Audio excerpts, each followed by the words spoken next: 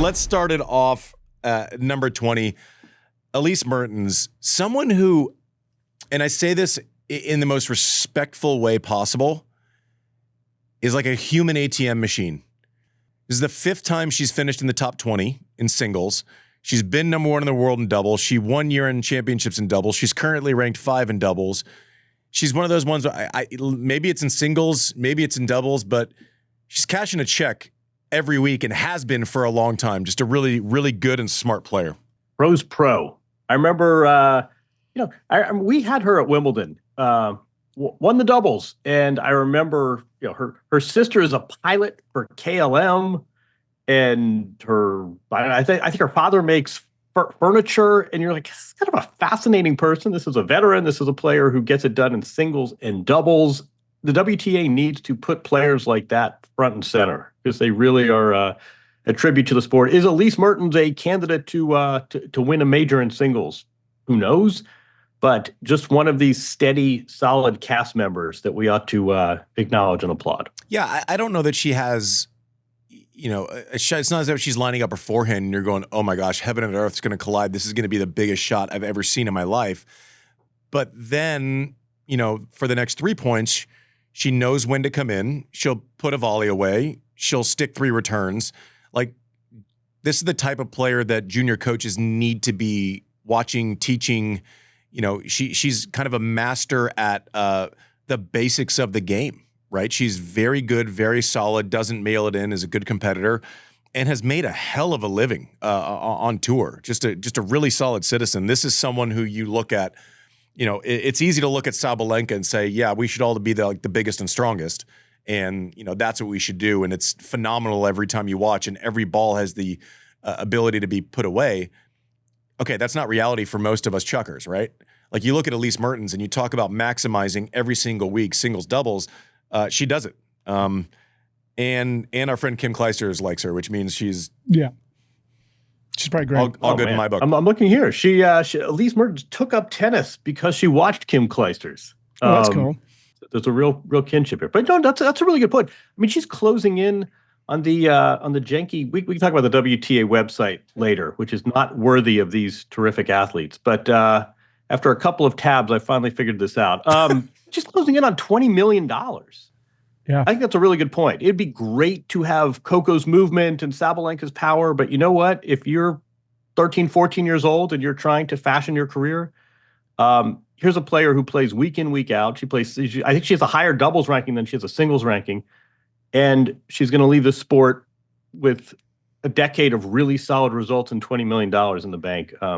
Elise Mertens, hats off. I'll tell you guys something. I retired and I was top, I don't know, 6, 7, 8 all time in prize money. Okay. In prize money. Guess who's going to have more prize money than me at the end of her career? One Elise Mertens. Elise Mertens. Yeah. Human ATM machine. It's crazy. Yep. Props to her. Well done. Next one. Listen, I missed on this one this year. Just going to tell it, going to say it, because I'll tell you when I get it right. I had Muchova sneaky, like maybe going deep, winning a major this year, and it was kind of 19. And it's just, JW, she's one of those ones where every time I watch her, I'm convinced she's going to rule the world. It's like full like Pinky in the Brain, right? Like I just feel like she's going to dominate everything.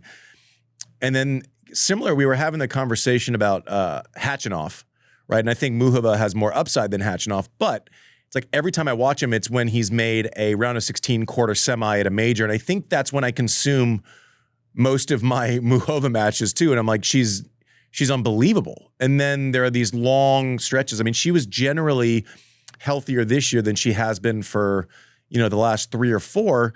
And the results were good. She's 19 in the world. But I think it's a compliment to her that I'm kind of thinking, man, she looks like she's 5 or 6 in the world, not 19. What do Muchova, Krejcikova, and Vondrousova have in common? They're all Czech. They've all played deep into majors. In 2 of those cases, they've won majors, and they also have some injury problems. And I think we just didn't quite get full health Muchova for a lot of this year. She's not yet 30. She's still so athletic, shot maker. She's so fun to watch.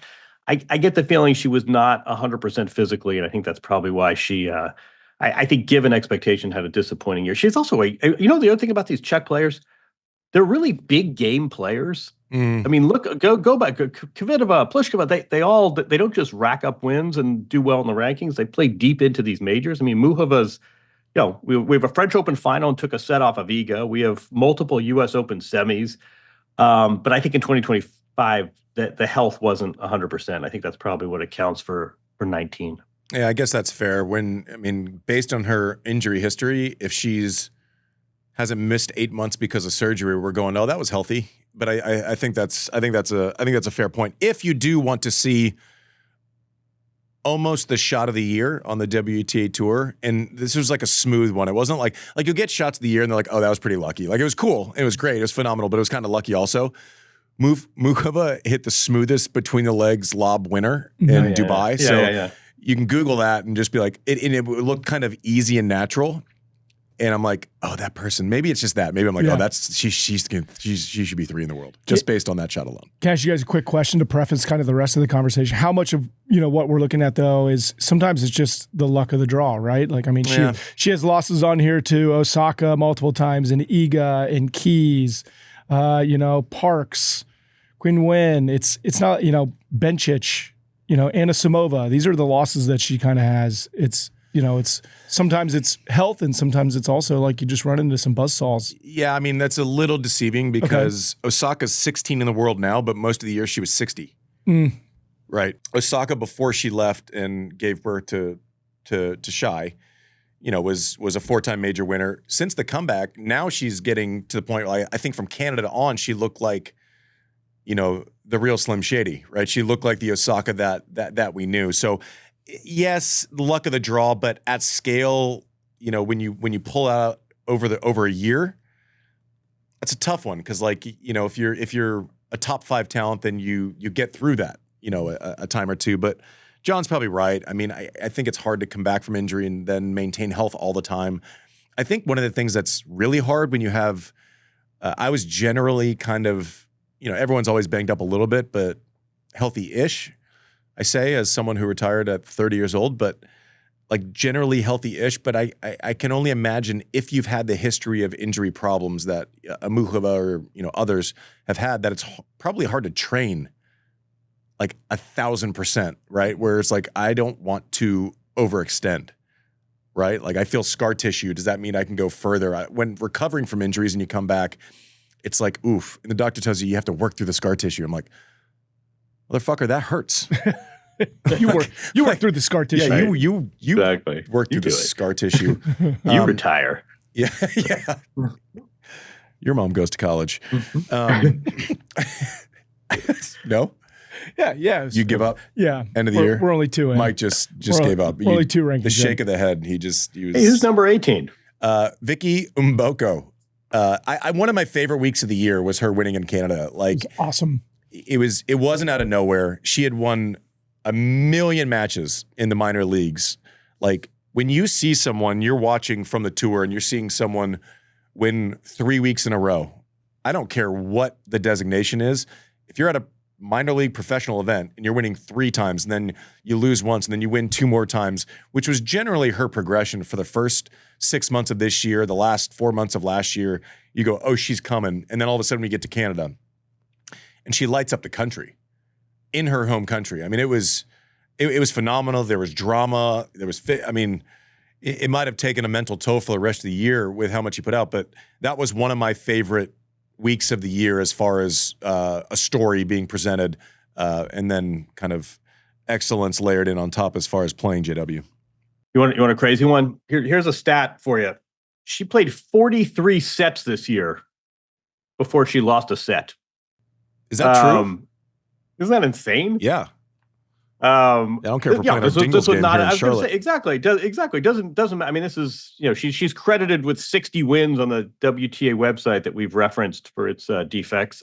She did not win 60 tour level matches, but at a lower level. And you're right. Winning is winning at some level, right? I mean, your confidence is swelling. You're feeling good about yourself. 43 sets before she dropped a set. That's pretty good. Started the year outside the top 300. And I also think what she did after Canada is really interesting. I mean, she had this magical week. She wins her home tournament, beats Naomi in that crazy final. Bit of an injury. We had her on. She was delightful. There was sort of this rush, and then she had a bit of a wrist injury. Clearly wasn't 100% at the Open, and then she recovered and got better and got back to the business of winning matches, which I think is winning Canada was the peak of her year. But the fact that she shook off this injury and got back to the business of winning, I think, is relevant too. And yeah, man, what a revelation! If we do Rookie of the Year awards, she's our runaway winner, isn't she? Yeah, and also I remember like a lot of the coverage post Canada into the U.S. Open was like, oh, she played one big week and now we're like a little hurt. I'm like, she's played nonstop all year. Yeah, right. Like right. I mean, we covered in, I think the episode she came on before she actually came on, we covered her map of travel in the first, 7-8 months of the year. So no, this wasn't a welcome to the big show, your body can't handle it. This was 8 months, got to the big show, delivered, and then my body gave out a little. And then she was able to kind of recover, to John's point, which I think isn't going to be the highlight of any conversation about her year, but it does tell you something. Yeah. Right? It's like she, kind of went down, had a, rough 6 weeks health-wise, and then kind of got back. I can't think of a reason why she's not going to be a consistent presence in the top 15 and top 10 in the world on the WTA Tour. Is there something I'm missing, JW? No, I mean, unfortunately, whenever we have this conversation, injury is kind of the one unknowable. That's the variable. But no, she's 19 years old. She wins big matches. I think she's very level-headed. We'll save this riff for another time, but I think the fact that she, not unlike a certain someone in my Zoom screen, had older siblings that sort of had some measure of tennis success, I think is relevant. There's just sort of, you stack this all up, and this is a stock to invest heavily in. Yeah, I totally agree. And when she came on, I think back to what an idiot I am an idiot, and I was a bigger idiot when I was 18 years old. And to have her come on, I felt like I was talking to a 28-year-old. Yeah, right. Mm-hmm. Right, just measured, poised, not overwhelmed. I mean, just as pleasant as someone could be. I was really impressed by her game, really impressed by having the chance to talk to her and how not 18 she seemed when she was just rapping with us. Like it was phenomenal. I thought she was great. 17, Samsonova. What do you got for me, JW? Not a ton, to be honest. Just a solid athletic player. Nice Wimbledon. If I'm correct here, not fact checked, I believe she's one of 2 players born north of the Arctic Circle. How's that for a little trivia? How do you know this stuff? This is what we do here. That's not a hard. We'll fact check that. I believe she and Mira Andreeva Don't both. fact but no, check I mean, it. Just let's go. That's I'm exactly. taking it. I saw it on the internet. It's true. Yeah, exactly. Yeah. She was involved in a bank heist as well. Joking. That is not true. Joking. Now we're just making that's not true. No, she's a very solid athletic player. A little bit in the Mertens mold, just sort of a solid veteran. I'm not sure we're talking about a future major winner, but just one of these good for the cast. I think a lot of her results. I'm trying to figure out where she got those results. Wimbledon quarterfinals certainly didn't hurt. I do remember she was the player at Wimbledon who was happy to speak to the media on one condition, which is you did not tell her next opponent. Oh, that's right. Which I thought was interesting. There's a lot of fun she nuggets. trains. That's All fun. right, Yeah, exactly. Let's play a game real quick, guys. Off the cuff. You guys ready? Yeah. Okay. We'll call it. We'll a new segment called the Samsonova rules. Ready? Okay. So this is basically. I'll go first because I had the time to write one down. Let's think of something that maybe might be true about Samsonova. Okay. And then we can somehow apply these to other people too, called Samsonova rules. You ready? Okay. Did you know that she also holds the record for the longest walking handstand of all time? Did you hear that? No, I did not hear that. And she did it north of the Arctic Circle, I think. That's a 50-50 chance because she was born up there. That's it. So that's Samsonova rules. Mike, are you ready? Sean, are you ready? Yeah, I'm ready. I'm ready. She idolized one Maria Sharapova growing up. That's true, for sure. Yeah. I was going to say. Yeah. I was expecting a little more creativity, but okay, Sean, do you have something? Could be true. Yeah. Oh, I don't know. Come on. good stuff, Sean. JW, do you have any others?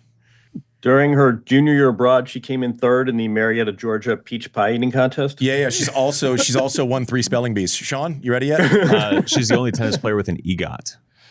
Oh, That Nice. one's good. that's not true, but that's good. That's not true. Our first, Sean's gonna get better. That's our first try at some That Samsonova one rules. is not true. Quarterfinals of Wimbledon, lost to Świątek 5-2, which could seem lopsided until you saw the semis and the finals, right? So maybe the stiffest competition for Iga once she kind of got into goddess mode at Wimbledon. Number 16, a name that we know, that we are happy to see back in the mix, kind of turned back the clock and reminded us what we had been waiting for in Canada and the U.S. Open. Naomi Osaka back in the mix, 16 in the world. Thoughts, J-Dub?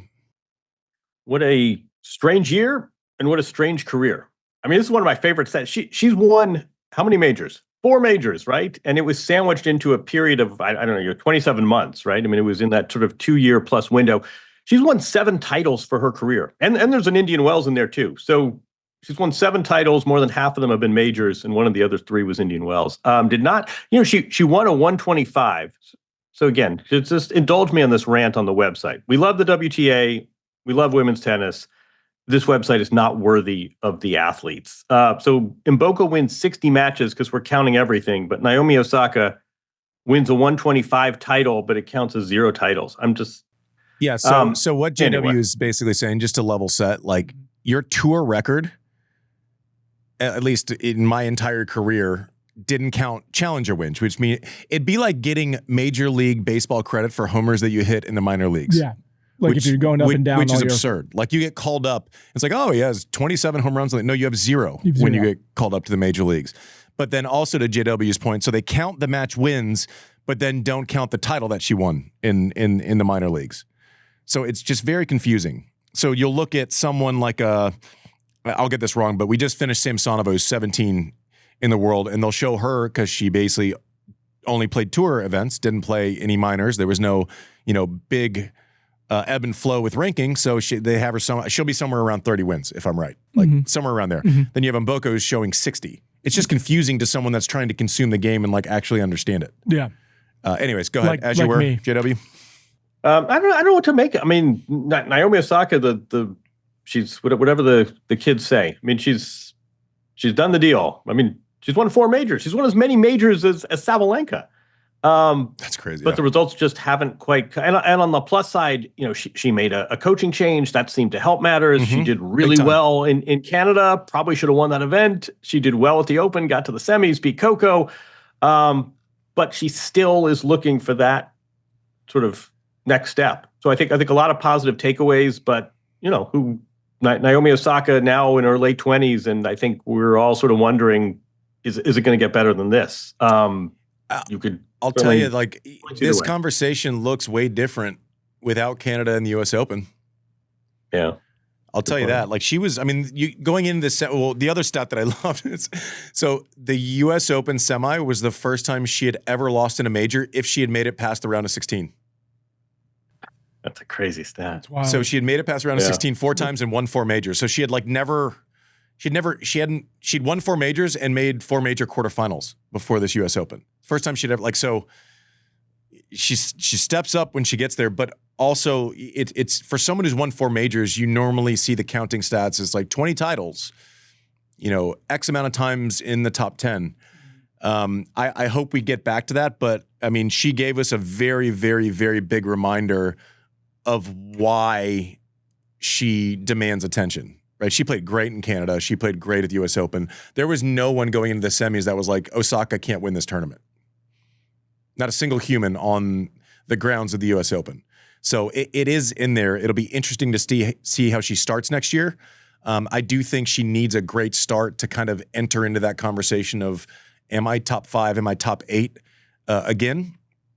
I will say that I think she's going to have to make her gains on hard, right? She moves better than I think she did, but is this not going to win a decathlon, right? I think she needs to be in the center of the court, taking massive cuts, taking the racket out of the opponent's hands. I think her serve is largely underrated still. Like, I think she has an absolute bomb of a serve. So if those serving percentages can stay up and she can kind of get on that front foot and find the momentum, there's just no way, John, if she's being inconsistent from the baseline, where does the plan B happen? Where does she win a match 6-4 in the third that doesn't look great, right? It's not on defense, right? So it's kind of, high risk, high reward type situation, which can lead to some inconsistency.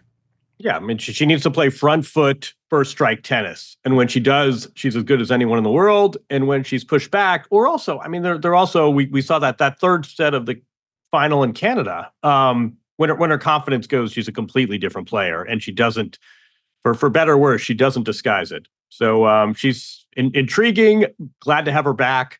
I think the question is just, is that next level still there? Yeah, she's cost me, I got to be honest, with that backpack at the U.S. Open. She's cost me about $1,000 in Labubus with my daughter. Exactly. Yeah. Are you in Labubu Nation right now? Bro, we have a Labubu Christmas tree. No joke. We have we have like 8 Labubus hanging in some random fake plant in our house. It's like there's a 1,000% chance the word Labubu is said when I go, "Hey, Stevie, how was school?" She just responds, Labubu. I mean, Naomi Osaka had a larger impact on our family this year than she will ever realize. Yeah. Just nuts. Well, on that note, let's take a break.